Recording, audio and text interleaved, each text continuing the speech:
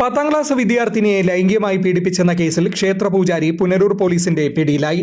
പത്തനാപുരം കാരറ സർക്കാർമുക്ക് ചൂടുതാങ്ങിയിൽ വാടകയ്ക്ക് താമസിച്ചു വന്നിരുന്ന പിറവന്തൂർ കുമരംകൊടി വലിയറപ്പച്ച ഗീതാഭവനത്തിൽ കിഷോർ കൃഷ്ണൻ എന്ന 24-കാരനാണ് അറസ്റ്റിലായത്. ഈ കഴിഞ്ഞ സെപ്റ്റംബറിലാണ് കേസിനാസ്പദമായ സംഭവം.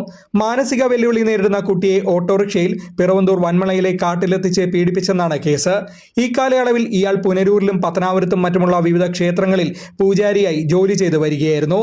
പോലീസ് കേസെടുത്തറിഞ്ഞ് ഇയാൾ മുംബൈയിലേക്ക് കടന്ന് അവിടെ ക്ഷേത്രത്തിൽ പൂജാരിയായി കഴിഞ്ഞു വരികയായിരുന്നുവെന്ന് Punalur police SHO T Rajesh Kumar പറഞ്ഞു.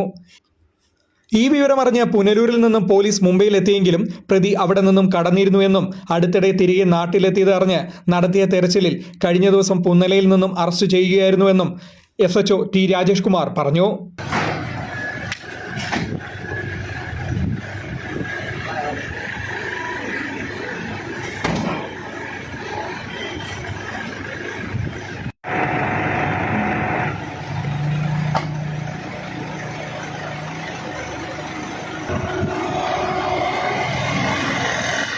Fox TV news Punalur.